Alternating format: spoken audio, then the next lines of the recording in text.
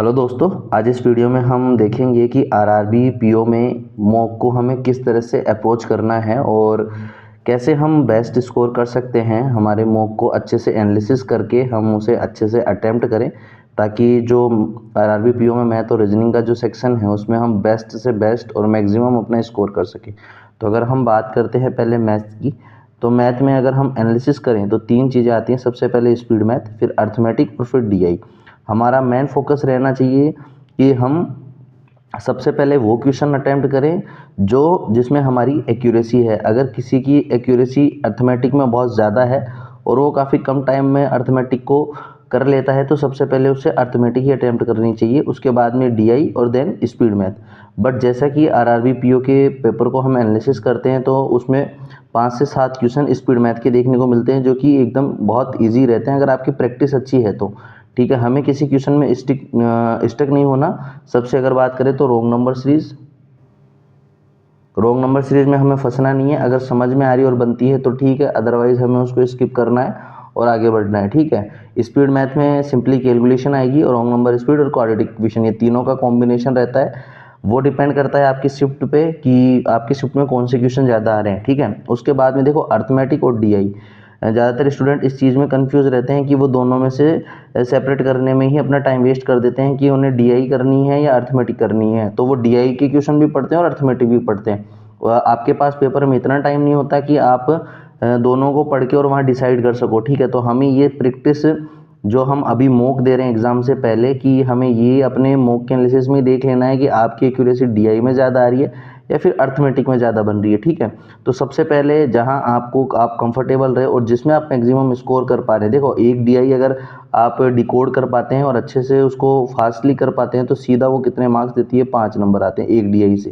ठीक है, हो सकता है कि आपने 2 मिनट डीआई को करने में लिए हो सोल्व, है ना, बट जब वो क्वेश्चन करने आप बैठोगे तो उसमें 5 में से 3 क्वेश्चन ऐसे होते हैं जो सीधा सिंपली बन जाते हैं, है ना। मैं हर किसी पर्टिकुलर डीआई की बात नहीं कर रहा, but most of the DI में 2 से 3 क्वेश्चन ऐसे होते हैं जो आसानी से, एक बार अगर आपने डीआई को समझ लिया तो वो आसानी से बन जाएंगे। ठीक है, और अर्थमेटिक क्वेश्चन, कई क्वेश्चन की लैंग्वेज ऐसी होती है जो आपको काफ़ी देखने पर टफ लगेंगे, बट अगर हम बात करते हैं उन क्वेश्चन को सोल्व करने की तो बहुत ही सिंपल अप्रोच के साथ वो क्वेश्चन हो जाते हैं। इसलिए आपका कंसेप्ट क्लियर होना बहुत बहुत ज़्यादा ज़रूरी है। ठीक है, ये हमारा मैथ का पोर्शन रहा। तो सबसे पहले हम स्पीड मैथ करेंगे, उसके बाद में डीआई और अर्थमेटिक में से जो आपका बेस्ट है उसमें उसको हम करेंगे। देखो हमारा मेन पोर्शन ये प्रूफ करना नहीं है कि आप डीआई में बेस्ट हो या अर्थमेटिक में बेस्ट हो। हमारा मेन फोकस ये रहेगा कि हम मैक्सिमम मार्क्स ले सकें। ठीक है, इसलिए आपको कोई क्वेश्चन नहीं छोड़ना जो आपसे बन पा रहा है। ठीक है, क्योंकि टाइम लिमिटेड रहता है, मेन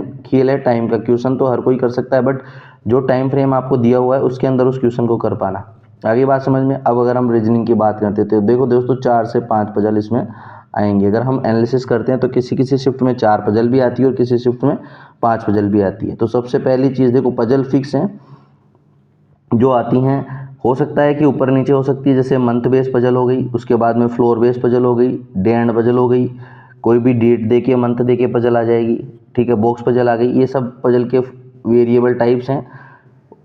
लेवल ऑफ डिफ़िकल्टी अलग अलग हो सकता है, बट आपको ये सेलेक्ट करना है कि आपको कौन सी पजल आपसे बन पा रही है, उसी में फंसना है। अदरवाइज़ क्या करते हैं लोग, 2 से 3 मिनट पजल को खोलेंगे और लास्ट में पता चलेगा नहीं बन पा रही, उसको छोड़ देंगे।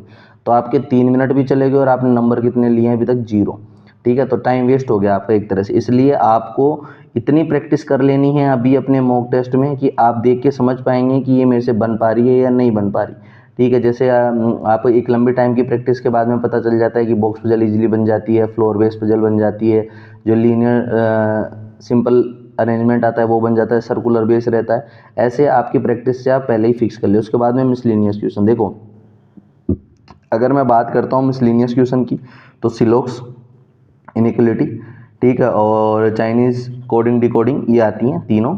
और एक डायरेक्शन सेंस रहता है, ब्लड रिलेशन रहता है। ठीक है, आप ये मिसलिनियस, कई लोग ऐसा होते हैं जो पजल पहले करते हैं और मिसलिनियस बाद में करते हैं, और कुछ लोग ऐसे होते हैं जो पहले मिसलिनियस फ्री करते हैं उसके बाद में पजल करते हैं। ठीक है, ये अपनी अपनी चॉइस है, आप किस चीज़ में बेस्ट हो ये देखो। क्योंकि आपके पास टाइम फ्रेम फिक्स है 25 मिनट, आपको 25 मिनट में ही 40 क्वेश्चन करने हैं। सबसे बड़ा खेल क्या है, का आपको टाइम को मैनेज करते हुए एक्यूरेसी के साथ में क्वेश्चन अटेम्प्ट करना है, ठीक है दोस्तों।